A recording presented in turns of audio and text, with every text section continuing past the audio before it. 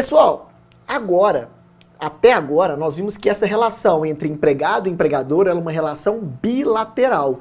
Ou seja, se eu, Thiago, quero contratar alguém para trabalhar na minha empresa, eu contrato diretamente. Eu vou ser o empregador e ele vai ser o meu empregado. Esta é a regra geral no direito do trabalho. Só que existe uma regra excepcional que surgiu lá na administração, quando a gente fala na temática de administração de empresas, surgiu lá dentro desta ideia de administração de empresas uma outra figura dentro do direito do trabalho. Então, por exemplo, ao invés do Supremo contratar uma pessoa que vai fazer a limpeza aqui, por exemplo, dos seus estúdios diretamente, que seria a regra geral, não é isso? Ora, se o Supremo precisa de uma pessoa que vai fazer a limpeza diária dos seus estúdios, ele precisa diretamente contratar uma pessoa. Então ele vai lá assinar a carteira, vai ele figurar como empregador urbano e essa empregada como empregado urbano. Não, professor, mas não seria doméstico que ela está fazendo a limpeza? Não se confundam. O doméstico trabalha para entidade, né, para uma empresa, não. O doméstico trabalha para pessoa física. E doméstico trabalha para alguém que tem finalidade lucrativa? Também não. Então não tem como o Supremo figurar como empregador doméstico e essa empregada também como empregado doméstico. Então, na verdade, se tiver uma pessoa aqui fazendo a limpeza dos estúdios do Supremo, o Supremo empregador urbano e a empregada urbana. Tranquilos até aqui? Agora, pode ser também, e o direito do trabalho admite essa hipótese, que ao invés do Supremo fazer essa regra geral, que é ele assinar a carteira dessa pessoa que faz a limpeza dos seus estúdios, ele pode contratar uma empresa prestadora de serviços que presta serviços de asseio e conservação, que são serviços de vigilância, de limpeza e tudo mais. E esta empresa, o Supremo faz um contrato com ela de prestação de serviços, e este contrato é um contrato de natureza civil, e aí esta empresa que vai fornecer a pessoa que faz a limpeza aqui para o Supremo. Então percebam que neste caso a gente tem aí uma figura onde, ao invés do Supremo contratar diretamente a pessoa que faz a limpeza do seu estúdio, o que ele faz? Ele contrata uma outra empresa e essa empresa que fornece a pessoa que faz a limpeza dos estúdios para ele. Pessoal, esta figura que eu estou dizendo nada mais é do que a chamada terceirização de serviço. Já ouviu falar? Fulano trabalha numa empresa terceirizada. Nada mais é do que isso, né? A terceirizada, neste caso que eu acabo de narrar, é a empresa de asseio e conservação que fornece a pessoa da limpeza aqui para o Supremo. E percebam que aqui essa relação ela é diferente, porque ela acaba se tornando uma relação trilateral entre três partes. Ao invés do Supremo contratar diretamente esta pessoa da limpeza, ele contrata esta empresa que fornece para ele pessoa da limpeza. Bom, então anotem agora no caderno esta nova modalidade que nós vamos estudar, chamada terceirização de serviços. Joga para mim na tela. Nós vamos colocar aqui terceirização de serviços, contrato de prestação de serviços denominado terceirização. Muito famoso na nossa esfera trabalhista. E este contrato de prestação de serviços nós temos que analisar aonde ele está disposto. Em súmula, em lei, aonde que eu encontro, professor, essa chamada terceirização? Está na CLT? E nós vamos ver que não, está em lei específica. Mas antes de eu dizer qual lei específica que está a terceirização, que os senhores vão ter que ir lá no índice remissivo, na hora da segunda etapa, caiu uma questão de terceirização, índice remissivo, para saber Lei 6.019, é onde eu preciso consultar as temáticas referentes a este tema. Bom, qual que foi a evolução legislativa da terceirização? Joga para mim na tela. Existiu uma súmula 331 do TST, que era quem regrava, trazia aí os dispositivos referentes à terceirização. No entanto, em 2017, veio esta Lei 13.429 e logo após, ainda em 2017, a Lei 13.467, essas duas legislações criaram regramentos que estão dispostos nesta legislação que é a Lei 6.019. Então, se os senhores abrirem aí em casa a Lei 6.019, os senhores vão perceber que na Lei 6.019 estão todos os regramentos da terceirização e lá fala incluído pela Lei 13.429 ou incluído pela Lei 13.467. Beleza? Pessoal, nesta temática, o que nós precisamos saber na hora da nossa prova? Primeira coisa, como se dá esta relação? E depois, quais as perguntas que o examinador pode me fazer na hora da prova? Então vamos primeiro analisar esta figura jurídica, como ela se dá no mundo real. Vem para mim na tela. O contrato de prestação de serviços, ele se dá da seguinte maneira. A contratante, no meu exemplo, foi quem? O Supremo, não é isso? O Supremo fez um contrato de prestação de serviço aqui com uma empresa de asseio e conservação, vamos chamar ela aqui de Limpeza Limitada, é o nome da empresa. E esta empresa limitada, Limpeza Limitada, contrata quem? A pessoa da faxina, que vai prestar serviços no final da conta, olha a setinha vermelha, para o Supremo. Então percebam que aqui é uma relação trilateral chamada de terceirização. O Supremo terceiriza para a Limpeza Limitada a responsabilidade de contratar este empregado que vai fazer a limpeza dos seus estúdios. Até aqui tranquilo? Agora, como que a nossa prova pode nos perguntar? Primeiro, quem pode ser a contratante? Aqui eu dei o exemplo do Supremo, mas será que uma pessoa física também pode ser uma contratante? Nós vamos ver.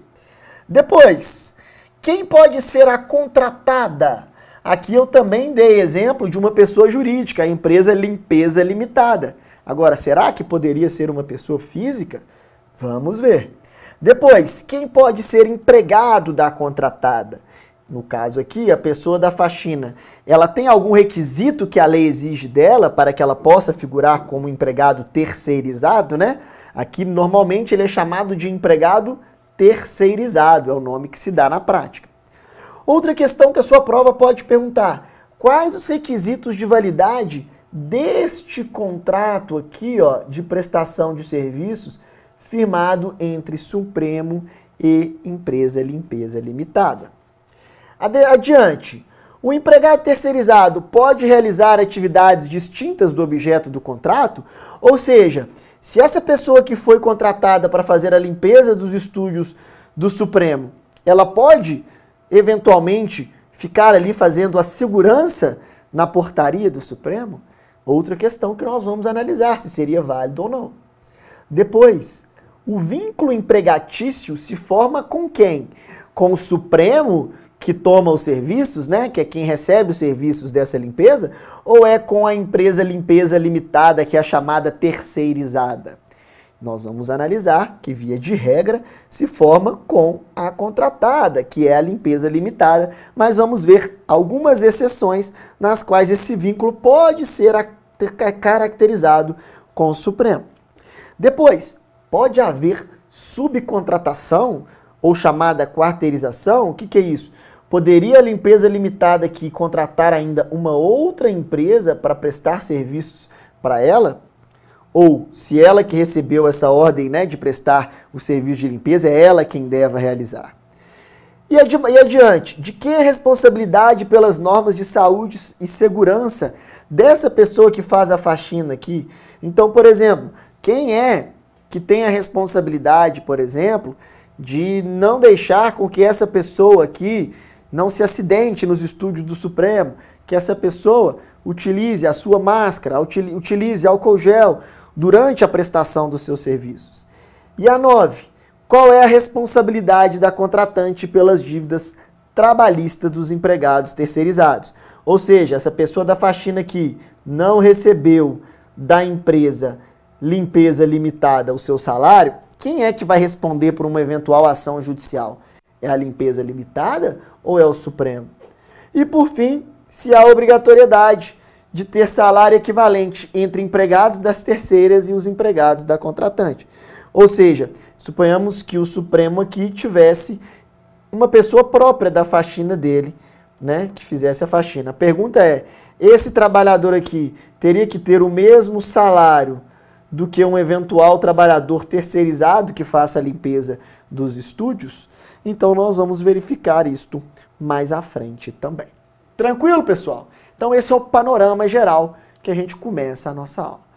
Pergunta número 1. Quem pode ser a chamada contratante? Eu dei no exemplo aqui que a chamada contratante seria o Supremo. O Supremo é uma pessoa jurídica, uma empresa. Agora, poderia esta contratante ser o Tiago, pessoa física, por exemplo?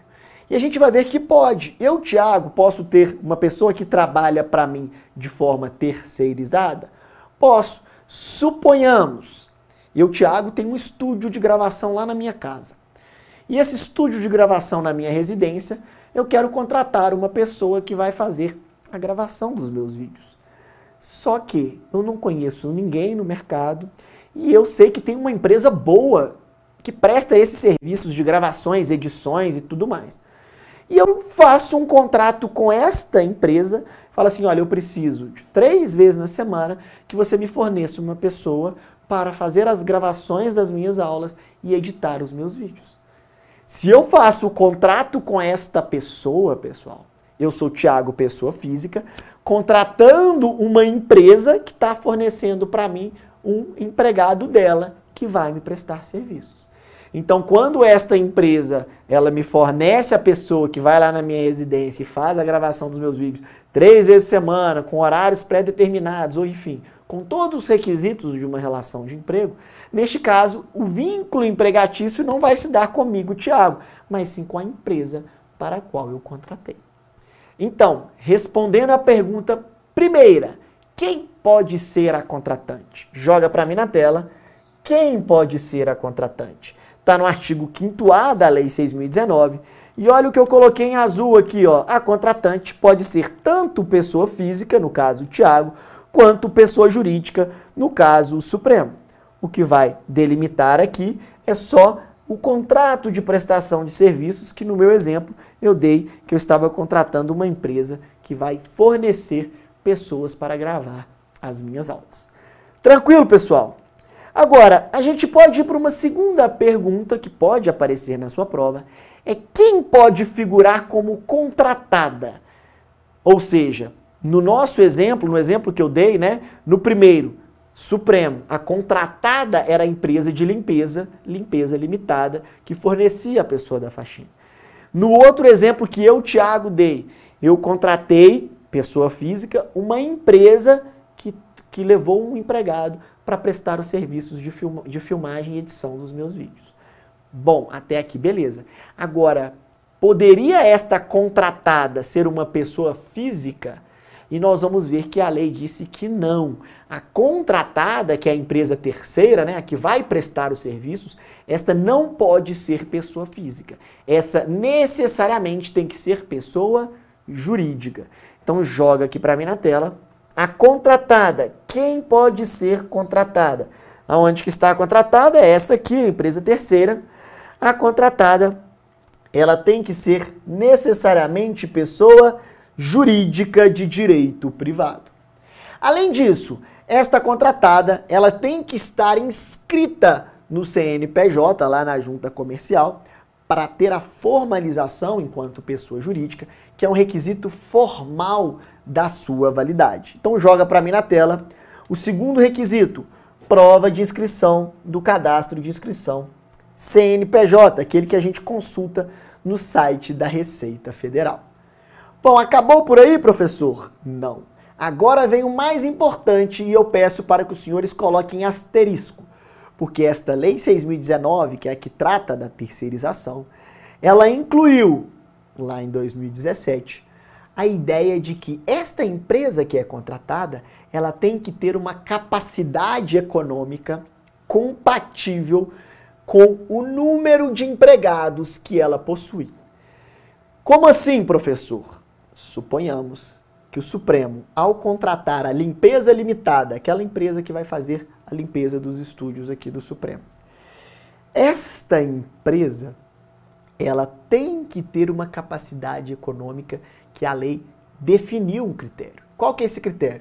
Nós vamos olhar quantos empregados tem nesta limpeza limitada e de acordo com o número de empregados que ela tem, nós vamos verificar o capital social desta empresa para ver se é compatível o número de empregados que aquela empresa tem com o seu capital social.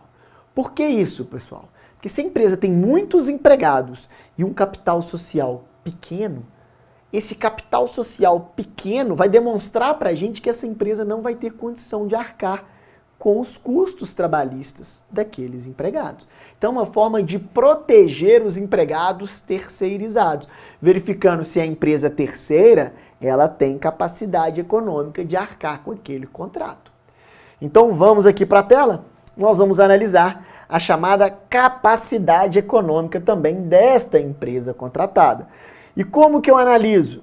Eu vou ver o capital social dessa empresa e se é compatível com o número de empregados. E aí a lei trouxe parâmetros. E aqui estes parâmetros, pessoal, que estão descritos na lei, eu sinceramente acho que a prova não vai descer neste detalhe de querer saber o número de empregados com o número do capital social. Porque aí seria uma decoreba de lei, né? Então, eu lembraria, talvez, né, para a hora da nossa prova, do capital mínimo aqui, de 10 mil, que eu acho que é um número mais tranquilo da gente guardar, e o capital mínimo de 250 mil. Lembrando que para um é até 10 empregados e para outro 100 ou mais empregados. Professor, dá um exemplo claro aí para que a gente entenda. Vamos lá. Aqui eu não falei da limpeza limitada, que é a empresa que presta serviços para o Supremo de limpeza, e aí aqui ela fornece para o Supremo um faxineiro. Não é isso a relação? O que a lei está falando com essa capacidade econômica? Vamos traduzir então num exemplo prático. Eu vou pegar aqui duas análises. Eu vou olhar primeiro número de empregados. Então suponhamos que essa empresa aqui tenha 30 empregados. A limpeza limitada tem 30 empregados.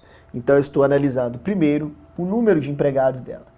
Pergunto, tem que ser o número de empregados que ela fornece para o Supremo? Não, é o número de empregados que ela tem inscrito, registrados no seu CNPJ. Porque esta limpeza limitada, ela pode prestar serviço também para outros lugares, não necessariamente só para o Supremo. E aí eu vou analisar quantos empregados ela tem no total, não só que prestam serviços aqui para o Supremo. Esse é o primeiro parâmetro. E o segundo parâmetro, eu vou ver o capital social dessa empresa. E aí eu tenho que pedir para ela um contrato, né, para ver quando ela se constituiu empresa, qual que foi o patrimônio que ela colocou para aquela empresa. E ela colocou lá que a empresa terá capital social, então aqui CS é capital social, de 20 mil reais. A prova pode te dar este caso. Na segunda etapa é mais tranquilo porque você tem acesso à legislação. Então você vai lá na Lei 6.019 e vai buscar qual é este capital social. Então percebam, pode vir um caso prático na sua prova, dizendo que uma empresa foi contratada para prestar serviços. Ó, esse caso, Supremo foi contratar uma empresa, limpeza limitada, para prestar os serviços de limpeza dos seus estúdios. E você, ao solicitar os documentos daquela empresa, verificou que a empresa tem, no caso aqui, 30 empregados e o seu capital social é de 20 mil reais. Pergunto, a limpeza limitada, né, que é a empresa de limpeza, poderia ter sido contratada pelo Supremo para prestar serviços? E aí vocês vão ter que ir lá na Lei 6.019 verificar esse quadrinho da capacidade econômica. Vamos ver se poderia? Joga para mim na tela. Então, 30 empregados com capital social de 20 mil. 30 empregados está nessa faixa aqui, ó, 21 até 50. Qual que é o capital mínimo? De 45 mil reais. Pessoal, aqui na prova falou que era de 20 mil. Ou seja, poderia a limpeza limitada figurar como empresa contratada pelo Supremo? Joga para mim. Óbvio que não, porque é de 20 mil o capital social dela, tinha que ser de no mínimo 45 mil para ela poder figurar como uma empresa contratada. Professor, por que isso? Porque isso que vai demonstrar para o direito do trabalho que esta empresa Limpeza Limitada vai ter condição de arcar com o pagamento das verbas trabalhistas. Se ela tiver menos de R$45 mil, já demonstra que a probabilidade dela não pagar ou atrasar salários ou não dar uma condição digna de trabalho para esses faxineiros, ela é grande.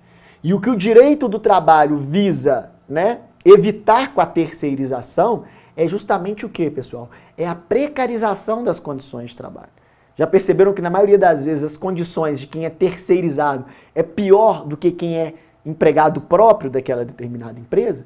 Por isso, porque na terceirização eu vou sempre ter um intermediário nessa relação e se eu não garantir que esse intermediário, que essa empresa contratada tenha boa capacidade econômica, eu vou, no final das contas, fazer com que estes empregados sejam precarizados. Então isso que a lei busca evitar, né? Quem aí de casa já não viu um caso de alguém que trabalhava numa empresa terceirizada e a empresa terceirizada quebrou e deixou todo mundo a ver navios, que às vezes não tinha essa capacidade econômica. Beleza? Então, bora lá.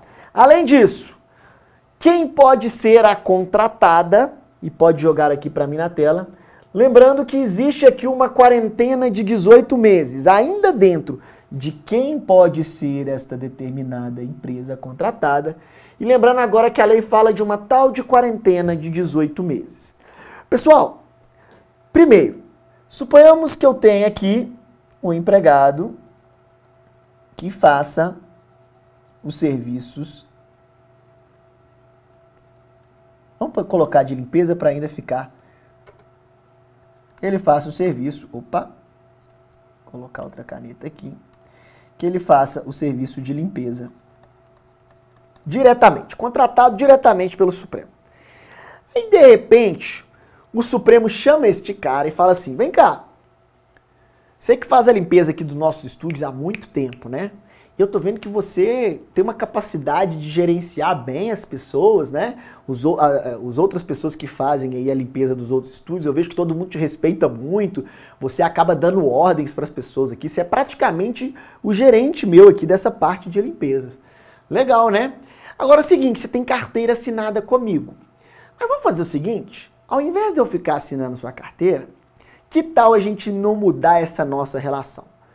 Aí a pessoa fala, me conta, como é que vai ser? A gente fala, olha, eu, Supremo, vou agora te contratar como uma pessoa jurídica. Você, neste caso, vai ter que abrir uma empresa, e eu quero que você abra uma empresa, pode ser até junto com o João, que trabalha aqui também, que é um cara que já é mais experiente, vocês dois.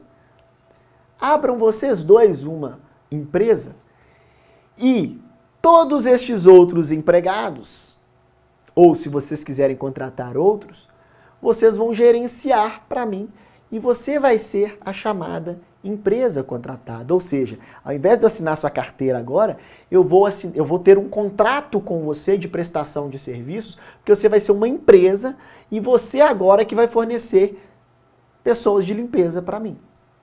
Aí eu falo, beleza. Aí ele fala, olha, e o valor do contrato vai ser grande, então você vai conseguir aí, né, tirar um pouco a mais do que você ganhava enquanto empregado e tudo mais. É lógico que você que vai ter que pagar o salário agora dos faxineiros que vão ser seus empregados, né, já que você vai ser a empresa contratada. O que você acha dessa ideia? Aí ele fala, não, achei legal essa ideia. Então, beleza.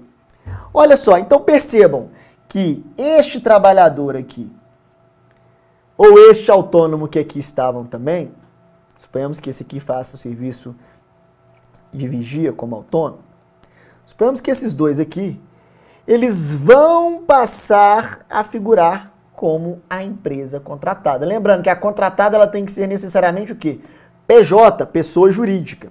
Então ambos vão ser sócios ali da pessoa jurídica e eles vão abrir uma empresa de limpeza e eles agora vão contratar esses trabalhadores para prestar serviço. Pode o Supremo, aqui no caso, fazer isso? E aí o nome agora não vai ser Limpeza Limitada. Vamos chamar aqui a empresa de Rap Limitada. Então a empresa criada aí por esses dois trabalhadores, um que era empregado e o outro que era autônomo do Supremo, os dois formaram uma sociedade, criaram uma pessoa jurídica que vai fazer serviços de limpezas para o Supremo. E aí, esse RapRap agora vai contratar, né, os seus empregados que vão lá prestar serviços para o Supremo. Beleza, pessoal. Essa situação é válida? Nós vamos ver que só será válida esses dois trabalhadores deixarem de ser empregados ou autônomos e se tornarem pessoa jurídica que vão prestar serviços para o Supremo, se esta situação se der no intervalo de mais de 18 meses. Então, quando esses empregados saíram daqui até eles se tornarem contratados como PJ,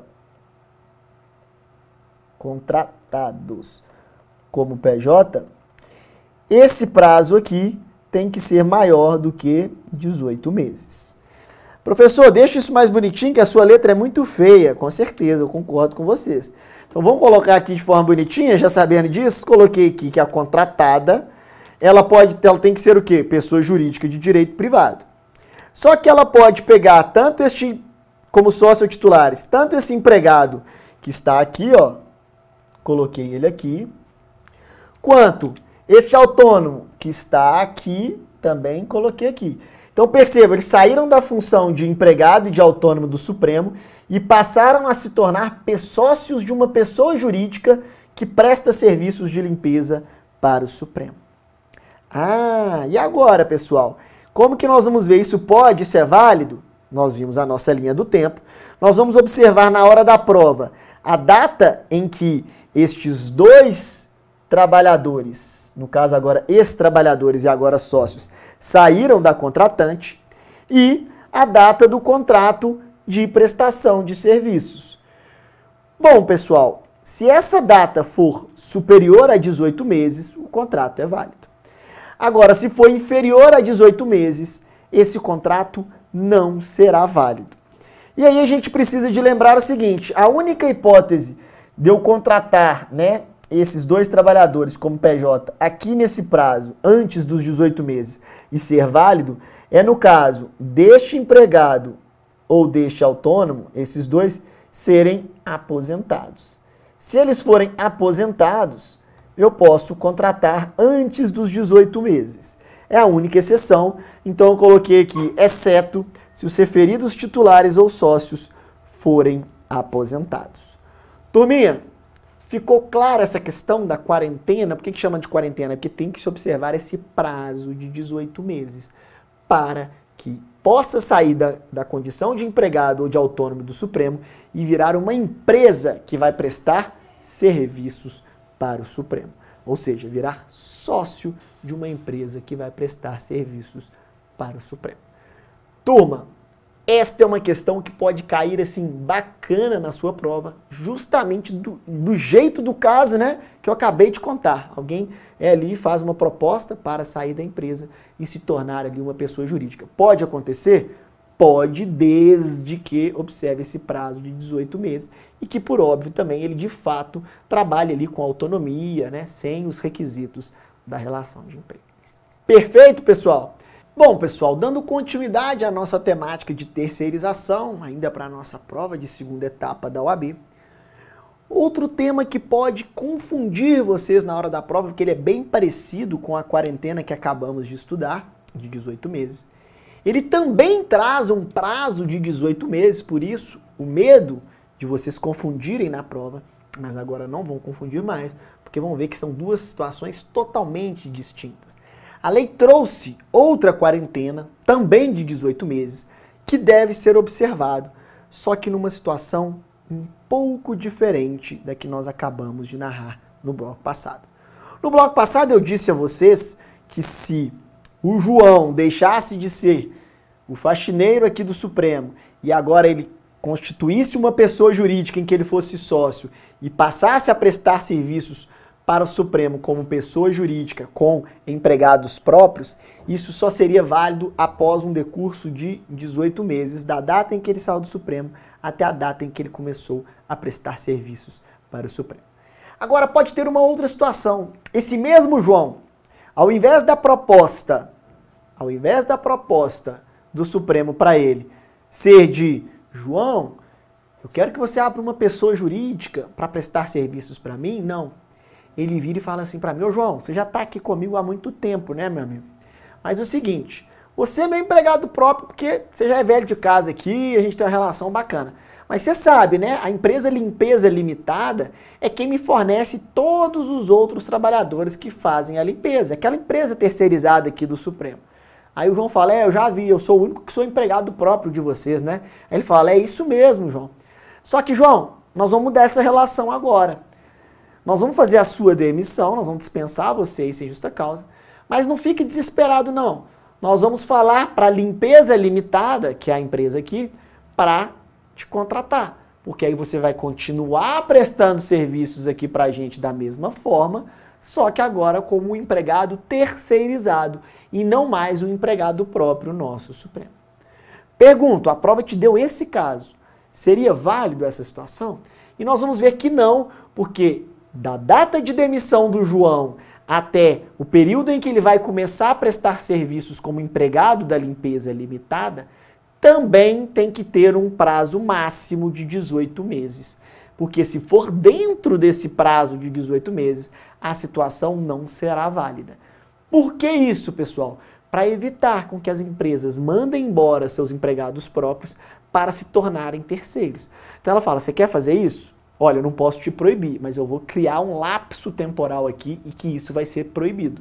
Então se você mandou o empregado embora hoje, só depois de 18 meses é que ele pode aparecer como terceirizado seu. E aí, aqui a visão é diferente. Aqui eu não estou falando mais dele como pessoa jurídica contratada, eu estou falando dele como empregado terceirizado. Então vamos para a tela para a gente visualizar isso melhor? Quem pode ser agora o empregado da contratada? Quem que é o empregado da contratada? É o terceirizado, né? É o vulgo terceirizado. E aí nós vamos ver que ele era empregado do Supremo, no exemplo que nós fizemos, né? A Limpeza Limitada está por aqui. E ele aqui é o João. E aqui é o mesmo João. Ou seja, o que aconteceu nesse caso concreto? O João saiu de empregado próprio do Supremo e passou a ser empregado de quem? Da Limpeza Limitada. Então olha o João aparecendo aqui, ó. Então o João sai da condição de faxineiro do Supremo e passa a ser faxineiro da Limpeza Limitada, mas que no final das contas continua prestando serviços para o Supremo. Essa situação é válida, pessoal? Nós vimos, é válida desde que seja observado o prazo de 18 meses. E de quando que eu olho esse prazo de 18 meses? Da data em que ele foi demitido da contratante, então da data em que ele foi demitido da contratante, até a data em que ele começou a prestar serviços para a contratante como terceirizado. Então o João aqui começou a prestar serviços para o Supremo, que dia? Então nós vamos ter que ver essa data aqui para ver se observou o quê? O prazo de 18 meses. Se não observou o prazo de 18 meses, se o João saiu daqui do Supremo e foi lá figurar como empregado agora da terceirizada que presta serviço aqui para o Supremo, e isso se deu dentro de um ano, ou seja, dentro de 12 meses, você vai dizer para sua prova que essa situação é vedada pela Lei 6.019, porque descumpre o artigo 5º-D da Lei 6.019, que vocês têm que fundamentar, e, portanto, não seria possível o João figurar como empregado da Limpeza Limitada, já que ele está prestando serviços na condição de terceirizado antes do decurso de 18 meses, nesse caso concreto. Beleza, pessoal? Vejam como é que essa temática ela é rica e pode ser cobrada na sua prova, tá bom? Beleza, agora nós passamos a analisar os requisitos de validade deste contrato. Que contrato é esse que o senhor está falando, professor? É o contrato de prestação de serviços. Este contrato aqui entre Supremo e Limpeza Limitada, ele tem que guardar alguns requisitos de validade? Por óbvio, sim. E quais seriam esses requisitos, pessoal? Nós vamos colocar aqui, primeiro deles, primeiro requisito, o contrato de prestação de serviços, ele deve ser formalizado. Por óbvio, ele tem que estar lá, né? Formalizado. Por que formalizado? Porque nós vamos ver se constam as partes, no caso Supremo e empresa de limpeza limitada, as duas têm que constar. Além disso, o que mais que nós vamos observar? Se há ali algum prazo, data para término daquele contrato e também qual o valor que o Supremo vai pagar para a limpeza limitada, para ela prestar esses serviços de limpeza dos seus estúdios. Então, pessoal, esses são os requisitos de validade do contrato. Professor, teria mais algum? Óbvio, o âmago dele, que é o objeto do contrato. O que tem que constar nesse contrato? Supremo, escrito sob o CNPJ tal, veio, né, contratar para prestar serviços à empresa, limpeza limitada, inscrita sob o CNPJ tal, ou seja, já fez a qualificação das partes nesse contrato, tanto do Supremo quanto do limpeza. Para prestar serviços de limpeza dos estúdios de gravação. Quando ele coloca isso, que ele foi contratado para prestar serviços de limpeza dos estúdios de gravação, esse é o objeto do contrato. Para que o Supremo contratou essa empresa? O objeto é para fazer a limpeza dos estúdios de gravações. E aí ele pode, neste contrato, estipular que serão, né, fornecidos aqui para o Supremo 10 pessoas da faxina que vão fazer a limpeza da parte da manhã, 10 pessoas na parte da tarde, e aí vão ter ali outras questões dispostas naquele contrato. E por fim vai vir o quê? O valor que o Supremo está pagando para essa limpeza limitada, prestar esse serviço para ele. Ele fala assim, ficará fixado o valor de R$150 mil por mês, estou exagerando, óbvio, né? Mas só para dar o exemplo, R$150 mil por mês para a empresa limpeza limitada, para ela prestar esses serviços para o Supremo. E aí, com esses R$150 mil que essa empresa limpeza limitada ganha do Supremo, ela vai ter que o quê? Contratar esses 10 faxineiros, assinar a carteira desses 10 faxineiros e fornecer eles para o Supremo. Esta é a ideia da terceirização. Então, jogando para mim na tela, vamos lá. O contrato de prestação de serviços vai conter o quê? Qualificação das partes, especificação do serviço a ser prestado, o prazo para a realização, quando for o caso, e o valor deste contrato. Agora, pessoal, aonde veio a maior alteração da reforma trabalhista que pode ser cobrada na sua prova? Sobre a especificação desse objeto de contrato. Antes da reforma trabalhista, eu só poderia terceirizar, ou seja, passar para uma outra empresa a execução de alguns dos meus serviços, se essa atividade fosse uma atividade meio, ou seja, não fosse uma atividade fim da minha empresa, não fosse a razão de existir da minha empresa. Então, nesse exemplo que eu dei do Supremo, contratando alguém para fazer a limpeza dos seus estúdios, o serviço de limpeza, é claro, estaria ali como uma atividade meio, né? Então, sempre foi permitido. Só que antes da reforma trabalhista, quando se falava de uma atividade fim, esta questão da atividade fim, ela não poderia ser terceirizada. Só que isso caiu por terra com a reforma trabalhista. E agora, pós-reforma trabalhista, até a atividade finalística da empresa, a atividade principal dela, ela pode terceirizar. Professor, dá um exemplo? Dou um exemplo. Qual que é a atividade finalística principal do Supremo aqui? É o ensino, não é? Quem são os empregados que fariam este trabalho? Os professores. Até aqui tranquilo? Agora, estes professores podem ser terceirizados. E como que seria assim? Professores seriam terceirizados? Teria lá uma empresa, vamos mudar o nome agora, chamada Melhores Professores Limitada, uma empresa aí renomada no mercado, e que ela tem carteira assinada com diversos professores e ela fornece esses professores para as instituições de ensino que solicitam. Então, o Supremo bateria lá na porta desta empresa, Melhores Professores Limitada, e falaria assim, estou precisando de um professor do direito do trabalho. Se tem um professor de direito do trabalho, ele vai falar assim, tem o Tiago. Vocês querem o Tiago? Beleza, vou mandar aí. Mandou para mim. Eu vim aqui e a aula eu sou o professor terceirizado. Um exemplo, tá, gente? Então, essa seria uma hipótese em que eu poderia terceirizar até a atividade finalística da empresa. Eu poderia, então, inclusive, terceirizar, neste caso, a contratação de professores. Então, esta foi a grande mudança na legislação trabalhista, que os senhores têm que levar para a hora da prova. Então, joga para mim na tela, especificação do serviço a ser prestado. Agora eu posso, inclusive, a atividade principal da contratante, terceirizar. No caso do Supremo aqui eu dei o exemplo do ensino, né? Então eu poderia terceirizar aí a atividade dos professores, de acordo com a nova Lei 6.019 de 74. Perfeito, pessoal? Bom, vamos dar sequência aí nas perguntas que possam cair na sua prova. Outra interessantíssima, o empregado terceirizado pode realizar atividades distintas do objeto do contrato? Ou seja, o seu João, que faz a limpeza dos estúdios do Supremo e ele é contratado como faxineiro pela empresa Limpeza Limitada, ele pode também ficar fazendo lá na portaria segurança do Supremo?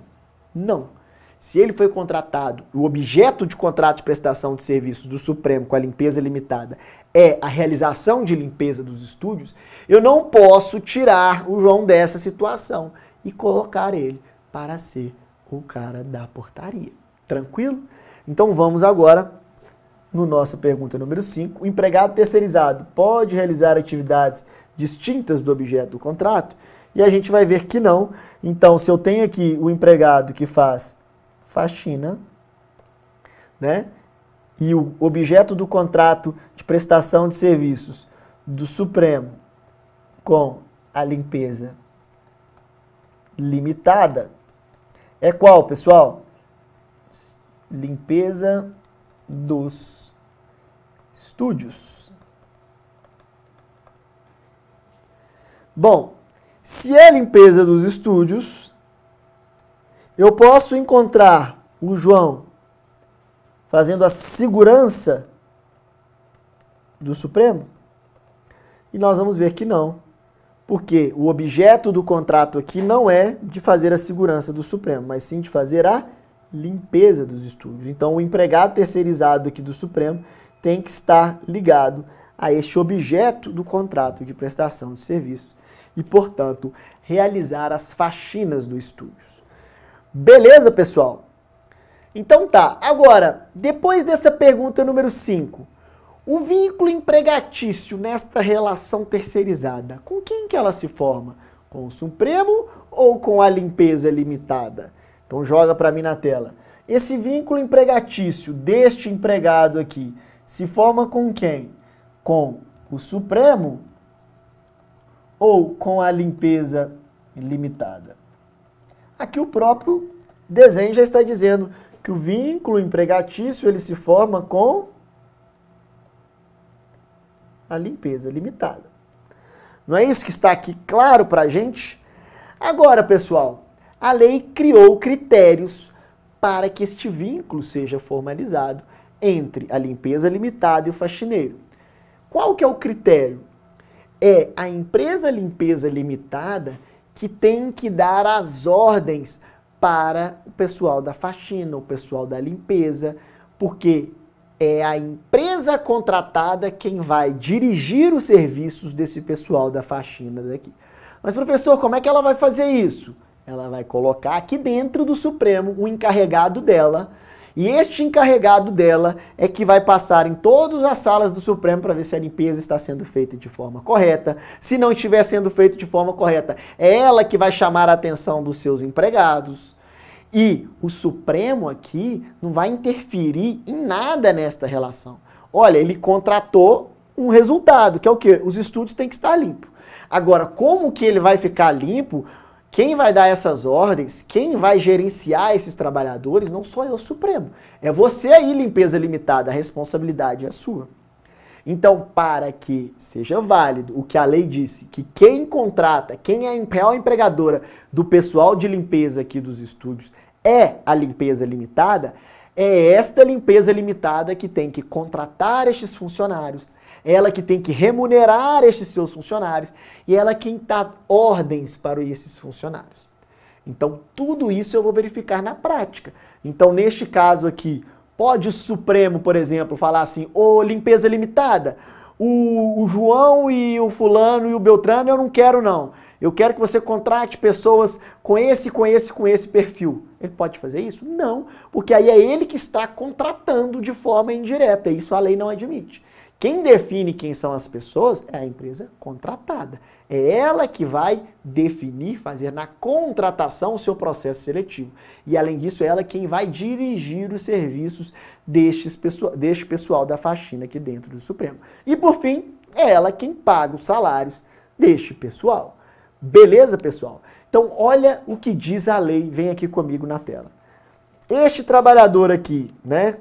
A contratada quem vai formar o vínculo empregatício, como nós já vimos. Mas para isso, o artigo 4º, parágrafo 1º, diz que a contratada deve contratar, remunerar e dirigir os serviços de quem? Do faxineiro. Olha ele aqui. Então nós temos aqui o faxineiro, ele tem que ser contratado, remunerado e obedecer ordens de quem? Do Supremo? Não, da Limpeza Limitada. Professor, mas eu descobri que na prática quem estava dando ordens para este pessoal da limpeza não era o representante lá da Limpeza Limitada, não, era o pessoal aqui do Supremo mesmo. Eles que estavam dizendo como que devia ser feita a limpeza, eles que estavam aplicando ali as penalidades para aquele pessoal, dando advertência. Descobri, inclusive, que eles ajudavam no processo admissional dessas pessoas, definindo quem viria trabalhar aqui ou não. Pessoal, o Supremo passa a ocupar esse espaço, passa a fazer isso, ele está atraindo para ele o vínculo empregatício. Porque empregador não é quem dirige a prestação de serviço. Então, se ele começa a interferir, ele começa a dar ordens para esse pessoal do estúdio, que está fazendo a limpeza dos estúdios, ele começa a atrair para ele o quê? Os requisitos de empregador. E aí, nesta hipótese excepcional, se a sua prova disser que, neste caso, o Supremo estava interferindo, que o Supremo estava dando ordens, participando do processo seletivo, enfim, se ele te der esta deixa, ele está querendo que você fale que, neste caso, o vínculo empregatício vai quebrar a regra de que ele se forma com a empresa contratada e vai passar a ser feito com a empresa contratante. Então, prestem bastante atenção no enunciado da sua prova, como ele vai te dizer este caso. Tranquilo, pessoal? Então tá. Terminada, então, esta parte, né, de como a gente vai observar esses requisitos, vimos que, como regra, se forma com a limpeza limitada, que é a empresa contratada. Mas que se o Supremo começar a dirigir os serviços, a interferir no processo de contratação, entre outros, ele vai atrair para si o vínculo empregatício e ele vai ser considerado o real empregador. Próxima questão que vai cair na sua prova. Pode haver subcontratação? Nós falamos, né? O que seria essa subcontratação? O Supremo contratou a empresa Limpeza Limitada, mas a Limpeza Limitada não quis ela própria ter empregados que vão prestar serviço para o Supremo. Ela fala assim, vou achar outra empresa no mercado. E ela contrata agora a... Vamos botar um nome aqui, inventar um nome legal. Vamos falar Rap lá. Rap Limitada. Essa empresa agora, Rap Limitada, é quem vai contratar o faxineiro que vai prestar serviços aqui para o Supremo.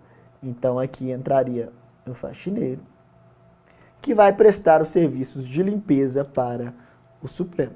Então, percebam aqui que a contratada 1, que foi a Limpeza Limitada, ao invés dela ter os empregados próprios, ela subcontratou uma outra empresa que vai prestar serviços para o Supremo. Antes da reforma, essa situação era válida? Não. Agora, com a reforma trabalhista, é válida essa situação de subcontratação, ou também chamada de quarteirização. Então fiquem atentos que a prova pode perguntar se era lícito, uma empresa foi contratada para desenvolver determinados serviços, mas ela subcontratou outra empresa para prestar aquele serviço para ela. Nesse caso você vai dizer que é lícito, porque a própria Lei 6.019 admitiu a subcontratação. Óbvio, desde que isso seja acordado com a empresa contratante, né, dessa hipótese de subcontratação. Turminha, vamos agora para o final aí do nosso tema de terceirização. Pergunta de número 8. de quem é responsabilidade pelas normas de saúde e segurança do trabalho. Então eu tenho aqui Supremo, eu tenho aqui Limpeza Limitada e eu tenho aqui Faxineiro. Bom, vocês concordam comigo que nós vamos ter aqui os estúdios? Aqui são vários estúdios que tem dentro do Supremo. Aqui está o Supremo. E aqui estão os seus estúdios. Em cada um desses estúdios, suponhamos, tem lá 2 pessoas da limpeza limitada prestando serviços de limpeza dos estúdios. A pergunta é, esses trabalhadores aqui, que são os trabalhadores da empresa Limpeza Limitada, quem vai observar as normas de saúde e segurança no trabalho deles? Via de regra, a gente sabe que essa responsabilidade é do real empregador, que no caso ali vai ser a limpeza limitada. Então a limpeza limitada tem que fornecer máscara, a limpeza limitada tem que fornecer álcool gel, nesse período de pandemia, né? A limpeza limitada, ela tem que fornecer luvas, às vezes, para mexer com produtos químicos, e aí não ser contaminado, enfim. Diversas questões que visam preservar a saúde e segurança do trabalhador e que a responsabilidade natural é do empregador, no caso, limpeza limitada. Só que a Lei 6.019 disse que é responsabilidade da contratante, no caso, o Supremo, também zelar por essas normas de saúde e segurança. Então, atrai-se aqui, neste caso, uma responsabilidade solidária do Supremo de também observar as normas de saúde e segurança desse trabalhador. Professor, aonde que eu encontro isto? Você está aí em casa com a Lei 6.019 e eu peço para que vocês abram aí o artigo 5º-A, parágrafo 3º da Lei 6.019, para vocês verem essa previsão, que ele diz que é responsabilidade da contratante zelar pelas normas de saúde e segurança do trabalho dos terceirizados, só que ele coloca lá no finalzinho, quando os trabalhos dos terceirizados forem realizados nas dependências da contratante ou em local previamente convencionado em contrato. Pergunto aos senhores, neste exemplo que eu dei, o pessoal que está fazendo a limpeza dos estúdios do Supremo está trabalhando nas dependências da contratante? Está, né, pessoal? Qual que é a dependência da contratante? O estúdio é uma dependência da contratante. E se ele está aqui dentro, então a contratante também é responsável pelas normas de saúde e segurança deste trabalhador. Então, esta foi a forma que a Lei 6.019 viu para proteger esses trabalhadores terceirizados de uma eventual precarização das suas condições de trabalho. Então, joga aqui para mim. Percebam aqui que os estúdios estão dentro das dependências do Supremo, então a responsabilidade vai ser também de quem? Da contratante. E aí, o que diz para a gente a Lei 6.019 é que vai ser da contratante quando o trabalho for realizado nas suas dependências ou em local previamente convencionado em contrato. No exemplo que eu estava te dando, se fosse a sua prova, você ia dizer que é responsabilidade da contratante porque se encaixa nesta hipótese, que o trabalho do pessoal da limpeza é realizado nas dependências da contratante, que no caso aqui é o Supremo. Então, é realizado nas dependências do Supremo. Então, ele também se torna responsável por quê, pessoal? Pelas normas de saúde e segurança do trabalho. Tranquilos até aqui? Agora, é só essa responsabilidade pelas normas de saúde e segurança que nós vamos analisar? E não, pode vir uma outra questão na sua prova que já não fala mais sobre a responsabilidade pelas normas de saúde e segurança, mas sim pela responsabilidade do pagamento das verbas trabalhistas. Suponhamos ainda dentro do mesmo exemplo que o João, que é faxineiro da limpeza limitada, encerre o seu contrato de trabalho e fique sem receber horas extras do período em que ele trabalhava aqui dentro do Supremo como empregado da limpeza limitada. E aí ele vai entrar com uma ação judicial contra quem? Contra o seu real empregador, que é a limpeza limitada. Só que quando o João entra com esta ação contra a sua empresa, que é a limpeza limitada, ele percebe que esta limpeza limitada não vai ter dinheiro para pagar a sua dívida trabalhista. E vocês, como bons advogados que serão, terão que orientar o João de que a contratante, no caso o Supremo, pode ser responsável de forma subsidiária por esta dívida. Como assim? Se a empresa Limpeza Limitada não conseguir pagar, aí sim você pode bater lá na porta do Supremo e pedir para o Supremo que, Supremo, agora já que a sua terceirizada, a sua empresa que você contratou não conseguiu pagar, você me pague então os valores dessas horas extras do período em que eu trabalhei nos seus estúdios. Então, a responsabilidade da contratante se torna subsidiária quando a temática é o quê? Verbas trabalhistas. Quando a norma de saúde e segurança é praticamente o quê? Solidária, porque a responsabilidade é da contratante. É lógico que a gente não exclui também a responsabilidade da contratada, porque ela é a real empregadora. Mas a Lei 6.019 diz pra gente que é responsabilidade da contratante pelas normas de saúde e segurança quando for realizado dentro das suas dependências ou em local convencionado em contrato. E quando for din-din, dívidas trabalhistas, de quem que é essa responsabilidade? Primeira, da contratada, da limpeza limitada, e de forma subsidiária da contratante suprema. Então joga para mim na tela. Vamos ver como é que fica? Primeiro, o empregado João aqui não recebeu hora extra e salário. Ele vai cobrar de quem, pessoal? Responsabilidade principal é da limpeza limitada. Então vamos lembrar aqui, Supremo, limpeza limitada, a outra empresa, responsabilidade principal é dela. Agora, subsidiariamente, se essa empresa aqui, limpeza limitada, não conseguiu pagar a dívida trabalhista, aí nós vamos subsidiariamente acionar quem? O Supremo, para que ele pague a dívida do João, esse faxineiro aqui que prestou serviços para o Supremo. Tranquilos até aqui, turma?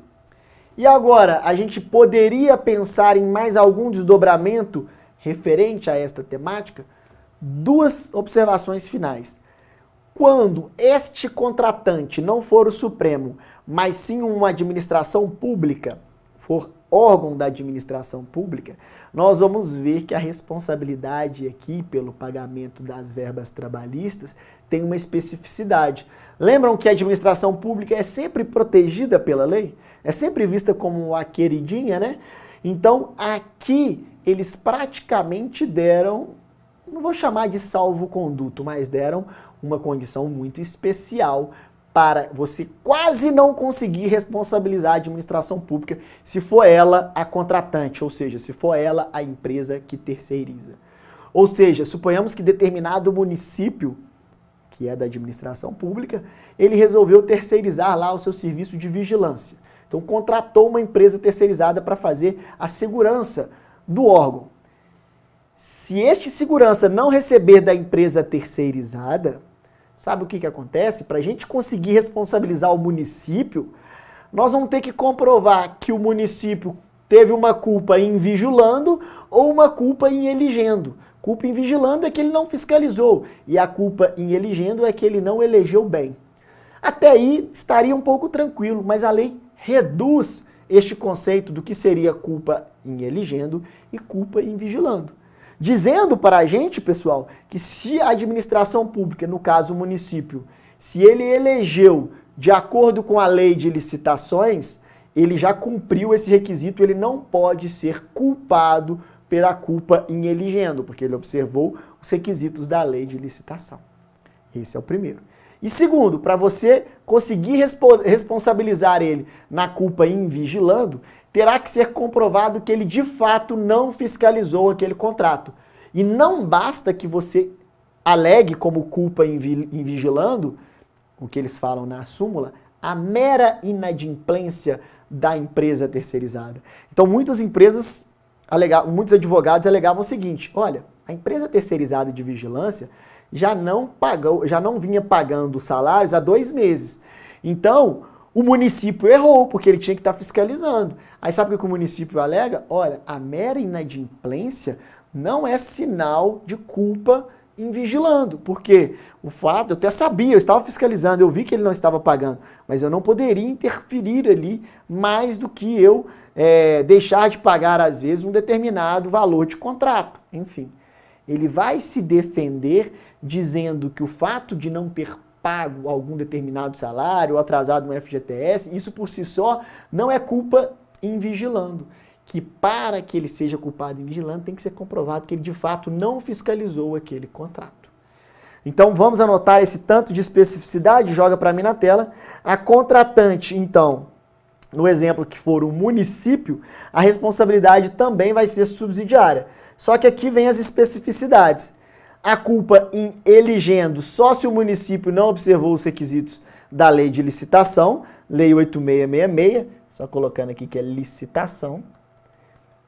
E a culpa em vigilando, o mero inadimplemento das obrigações não serve como caracterização. Tem que demonstrar que o município não fiscalizou. E a sorte nossa, pessoal, é que decisão recente do TST atribuiu o ônus da prova ao ente público.